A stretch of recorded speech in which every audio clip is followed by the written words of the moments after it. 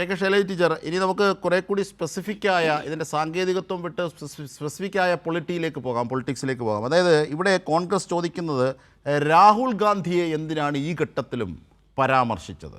അതിന് നിദാനമായ രാഷ്ട്രീയം എന്താണ് ഇടതുപക്ഷത്തിന് പറയാനുള്ളത്? Modi V D E D deal എന്ന തരത്തിലേക്ക് ഉയരുന്ന വാദത്തിൻ്റെ പിന്നിലെ നിദാനമായ കാര്യങ്ങൾ എന്തൊക്കെയാണ് ശൈലജ ടീച്ചർ?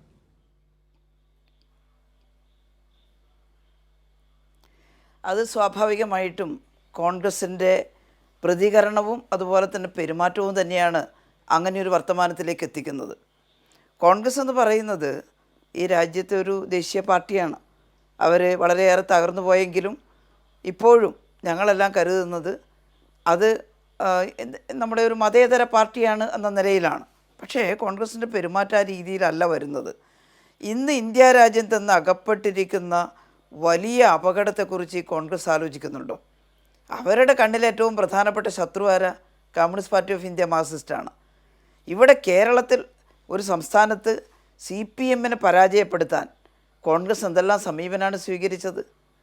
കോൺഗ്രസ് പലയിടത്തും BJP കോൺഗ്രസ് ക്രോസ് വോട്ടിംഗ് ഉണ്ടായിട്ടുണ്ട് എന്നാണ് ഈ കഴിഞ്ഞ തെരഞ്ഞെടുപ്പിലെ കണക്കുകളും സൂചിപ്പിക്കുന്നത്. BJPക്ക് നഷ്ടപ്പെടുന്ന വോട്ടുകൾ കോൺഗ്രസിനുള്ള നേട്ടമായിട്ട് പല മണ്ഡലത്തിലും കാണാൻ സാധിക്കുന്നു. CPM-ൻ്റെ വോട്ടിൽ അത് കാണാൻ നമുക്ക് സാധിക്കില്ല. അപ്പോൾ അതെല്ലാം ഒരു രാഷ്ട്രീയ പ്രശ്നമാണ്. കോൺഗ്രസ് അങ്ങനെ പെരുമാറാമോ? ഇവിടെ നേരത്തെ പറഞ്ഞ എല്ലാവരും ബഹുമാന്യ വ്യക്തികൾ പറഞ്ഞു, കോൺഗ്രസിൻ്റെ രാഹുൽ ഗാന്ധിക്കെതിരായിട്ട് EDയുടെ പരാമർശം വന്നപ്പോൾ അതിനെതിരെ പ്രതികരിച്ചത് ഇടതുപക്ഷമാണ്. എന്തുകൊണ്ടാണത്? EDയെ രാഷ്ട്രീയ പകപോക്കലിനുള്ള ആയുധമായി മാറ്റുന്നു എന്നുള്ളതുകൊണ്ടാണ്. രാഹുൽ ഗാന്ധിയുടെ പേരിൽ എന്തെങ്കിലും കുറ്റമുണ്ടോ എന്നൊന്നും ഞങ്ങൾക്ക് പരിശോധിച്ചാൽ മനസ്സിലാക്കാൻ സാധിക്കില്ല. പക്ഷേ ഇപ്പോൾ രാഹുൽ ഗാന്ധിക്കെതിരായിട്ട് കേന്ദ്ര ഗവൺമെൻറ് ഏതെങ്കിലും തരത്തിലുള്ള ഇത്തരത്തിലുള്ള കാര്യം പ്രയോഗിക്കുന്നത് രാഷ്ട്രീയപരമായിട്ടുള്ള ശത്രുത കൊണ്ടാണ് എന്ന് പറയാൻ ഞങ്ങൾക്ക് മടിയുണ്ടായിട്ടില്ല. പക്ഷേ ഇവിടെ കേരളത്തിലോ ഇന്നേറെ ബഹുമാന്യനായിട്ടുള്ള നമ്മുടെ ആഭ്യന്തര വകുപ്പ് മന്ത്രി പറഞ്ഞ ഒരു കാര്യമുണ്ട്. ഇവിടെ ED വരുമ്പോൾ കേരളത്തിലെ ആഭ്യന്തര വകുപ്പിനെ അറിയിച്ചില്ല. അത് ഒറ്റവാക്കിൽ പറയേണ്ട കാര്യമാണോ? ഈ സംസ്ഥാന ഗവൺമെൻറ്റിൻ്റെ ഏത് കാര്യത്തിലും ഈ സംസ്ഥാനത്തിനകത്തൊരു അന്വേഷണം നടത്തുമ്പോൾ സംസ്ഥാന ഗവൺമെൻറ്റിനെ അറിയിക്കാനുള്ള പ്രാഥമിക ബാധ്യത കേന്ദ്ര ഏജൻസികൾക്കില്ലേ? ഇവിടുത്തെ ആഭ്യന്തര വകുപ്പിനെ അറിയിക്കണ്ടേ? എന്നിട്ട് അതിൽ ശക്തമായി പ്രതിഷേധിക്കുന്നതിന് പകരം വളരെ നിസ്സംഗമായി ഞങ്ങൾ അറിഞ്ഞിട്ടില്ല എന്ന് പറയുകയാണ്. ആ ഒറ്റ വാക്ക് കഴിഞ്ഞിട്ട് അടുത്ത തവണ പറയുന്നത് എന്താ? ജനങ്ങൾ കൂടി നിന്ന് ആക്രമണം നടത്തുന്നതിനെ നേരിടാൻ ആഭ്യന്തര വകുപ്പ് തയ്യാറായി എന്നുള്ളതാണ്. ആരോടാണ് നിങ്ങളുടെ കൂറ്? കേന്ദ്ര ഗവൺമെൻറ്റിനെതിരെ ആരെയും അക്ഷരം പറയാൻ നിങ്ങൾ തയ്യാറായോ? രാഹുൽ ഗാന്ധി ഇവിടെ വന്ന് പ്രസംഗിച്ചതിനെക്കുറിച്ച് പറഞ്ഞു. എങ്ങനെ സാധിച്ചു രാഹുൽ ഗാന്ധിക്ക് ആ പ്രസംഗം നടത്താൻ?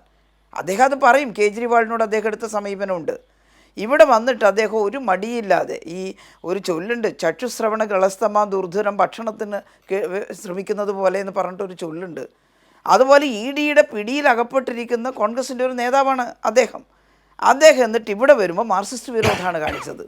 അത് ഇവിടെയുള്ള കോൺഗ്രസ്സുകാരെല്ലാം കൂടി അദ്ദേഹത്തെ പ്രേരിപ്പിച്ചതാണോ എന്നറിയില്ല. ഇവിടെ വന്നിട്ട് അദ്ദേഹം പറഞ്ഞത് എന്താ ഈ പിണറായി വിജയനെ ED അറസ്റ്റ് ചെയ്യാത്തതെന്നാണ്. എങ്ങനെ ചോദിക്കാം? എന്തൊരു രാഷ്ട്രീയ ബോധമാണത്?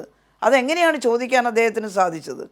അതും BJPയുടെ ഈ വർഗീയപരമായിട്ടുള്ള സമീപനം, ഏകാധിപത്യപരമായ സമീപനത്തിനെതിരെ ഇന്ത്യ മുന്നണി രൂപീകരിക്കുമ്പോൾ BJPയുടെ ഭരണം മൂന്നാമതും വന്നാൽ ഈ രാജ്യത്തെ ഒരു ഹൈന്ദവ രാഷ്ട്രമാക്കി മാറ്റാൻ അവർക്ക് എളുപ്പമാകും. അതുകൊണ്ടത് പാടില്ല എന്നുള്ളത് കൊണ്ടാണ് ഇടതുപക്ഷ പാർട്ടികൾ ഈ ഇന്ത്യ മുന്നണിയായി നിന്ന് കോൺഗ്രസ് അടക്കമുള്ള മുന്നണിയിൽ ഒരുമിച്ച് നിന്ന് BJPക്കെതിരായിട്ട് പോരാട്ടം നടത്താൻ തീരുമാനിച്ചത്. ആ പരിശ്രമം ഒരു ഭാഗത്ത് നടത്തുമ്പോഴാണ് കോൺഗ്രസിൻ്റെ നേതാവ് കേരളത്തിൽ വന്നിട്ട് ഇടതുപക്ഷ പാർട്ടിയുടെ നേതാവായിട്ടുള്ള പിണറായി എന്തുകൊണ്ട് അറസ്റ്റ് ചെയ്യുന്നില്ല എന്ന് ചോദിച്ചത്.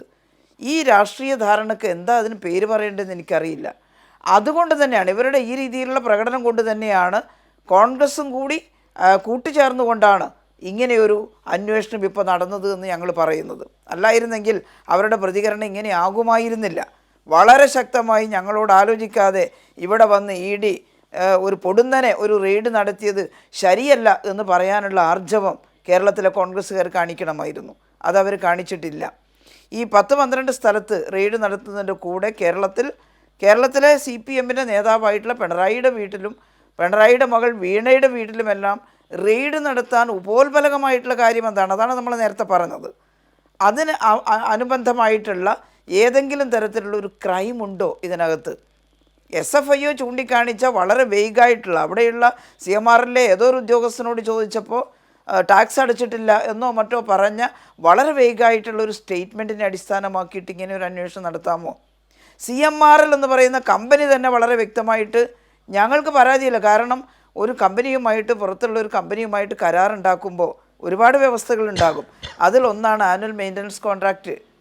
ആനുവൽ മെയിൻ്റനൻസ് കോൺട്രാക്റ്റ് ഉണ്ടാക്കിയിട്ടുള്ള കമ്പനിക്ക് അഡ്വാൻസായിട്ട് പണം കൊടുക്കണോ, ഓരോ പ്രവൃത്തിയും ചെയ്തതിന് ശേഷം കൂലി കൊടുക്കണോ എന്നൊക്കെ തീരുമാനിക്കേണ്ടത് ആ കമ്പനിയാണ്, CMRലാണ്. CMRലുമായിട്ട് ഉണ്ടാക്കിയ കരാറിൻ്റെ അടിസ്ഥാനത്തിൽ തൻ്റെ അക്കൗണ്ടിൽ പൈസ വന്നപ്പോൾ ആ പണത്തിൻ്റെ ടാക്സ് അടക്കം കൊടുത്തിട്ടുള്ള വീണ എങ്ങനെയാണ് പ്രതിയാവുക? അപ്പോൾ ഇത്രയും സിമ്പിളായിട്ടുള്ള ലോജിക്ക് അതിനകത്തുണ്ട്. എന്നിട്ടത് മനസ്സിലാവാത്തതുപോലെ കോൺഗ്രസിൻ്റെ ആക്രോശം ആരോടാണ്? ഇത് വളരെ വ്യക്തമായിട്ട് നേരത്തെ ശ്രീ ഹരി പറഞ്ഞതുപോലെ നിങ്ങളിത് അനുഭവിക്കുമെന്ന് ശാപവാക്ക് പറയുന്നതല്ല. ഈ രാജ്യം അകപ്പെടുന്നത് ആ മാതിരി ഒരു വലിയ ദുരന്തത്തിലാണ്. അപ്പോൾ അനുഭവിക്കേണ്ടി വരുന്നത് CPMകാർ മാത്രമായിരിക്കില്ല. കോൺഗ്രസ്സിന് അതിനകത്ത് രക്ഷപ്പെടാൻ പറ്റുമോ?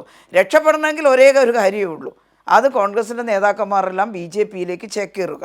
കുറേ പേര് പോകുമായിരിക്കും, എന്നാൽ എല്ലാ കോൺഗ്രസ്സുകാർക്കും പോകാൻ പറ്റുമോ? അങ്ങനെ ആ പോകാതെ നിൽക്കുന്ന കോൺഗ്രസ്സുകാരുടെ വിധി എന്തായിരിക്കും? അത് ആലോചിക്കാൻ ഇന്നത്തെ കോൺഗ്രസ് നേതൃത്വത്തിന് സാധിക്കണ്ടേ? അതുകൊണ്ട് വന്നിട്ടുള്ള അപകടം വളരെ വലുതാണ്. അത് പിണറായി വിജയനെ കീഴ്പ്പെടുത്താമെന്ന് വെച്ചിട്ട് കിട്ടട്ടെ പിണറായി വിജയന് എന്നുള്ള ഒരു ശത്രുതാ മനോഭാവത്തോടു കൂടി കോൺഗ്രസ് നിന്നാൽ അത് പിണറായി വിജയനിലൊന്നും അവസാനിക്കുന്ന കാര്യമല്ല. അത് ഈ രാജ്യത്ത് തന്നെ ആർക്കൊക്കെ ജനാധിപത്യപരമായി ചിന്തിക്കുന്ന ആരൊക്കെയുണ്ടോ അവർക്കൊക്കെ എതിരായിട്ട് വരാനിരിക്കുന്ന വലിയ അപകടത്തിൻ്റെ ഒരു സൂചനയാണ്. ഇതൊരു ഐസ്ബർഗാണ്, അത് കാണാതിരിക്കണ്ട. അപ്പോൾ അതിനെ മനസ്സിലാക്കിക്കൊണ്ട് അതിനെ പ്രതിരോധിക്കാൻ നിൽക്കുന്നതിന് പകരം ഇവിടെ പ്രതിരോധിക്കാൻ നിന്ന ആളുകളെ കുറ്റം പറയുകയാണ്. ഞങ്ങൾ സമാധാനപരമായിട്ട് സമരം നടത്താനാണ് പറഞ്ഞത്.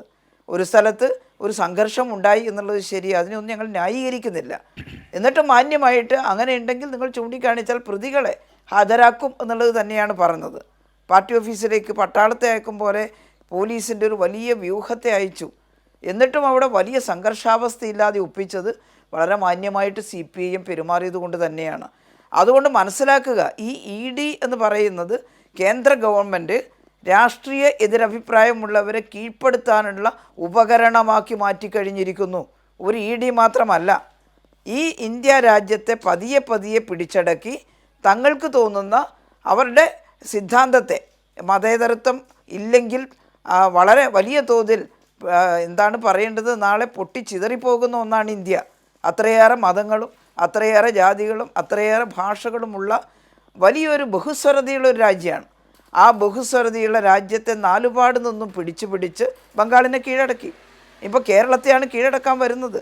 അതിനെ കീഴടക്കുന്നത് കാണുമ്പോൾ പൊട്ടിച്ചിരിക്കുന്നത് ചുരുങ്ങിയ ഭാഷയിൽ പറഞ്ഞാൽ എന്താണ്? അറിവില്ലായ്മ എന്നല്ലേ പറയാൻ പറ്റുള്ളൂ. അറിവില്ലാഞ്ഞിട്ടല്ല, അതെല്ലാം നിസ്സാരമായി തള്ളി തങ്ങൾക്ക് തൽക്കാലം ഈ അധികാരത്തിലിരിക്കണം, അതിന് CPMനെയാണ് അടിച്ചമർത്തേണ്ടത് എന്ന ഒരു ബുദ്ധിയാണ്. അത് വലിയ അപകടമുണ്ടാക്കുമെന്ന് നിങ്ങൾ കാണുക. സംസ്ഥാന ഗവൺമെൻറ്റിനെ പോലും അറിയിക്കാതെ ED നടത്തിയിട്ടുള്ള അന്വേഷണത്തെ അപലപിക്കാൻ കോൺഗ്രസിൻ്റെ നേതാക്കന്മാർ തയ്യാറാവുന്നില്ലെങ്കിൽ എല്ലാവരും വലിയ വിലയതിന് കൊടുക്കേണ്ടി വരുമെന്നുള്ളതാണ് ഇന്നത്തെ നീക്കം. തീർച്ചയായും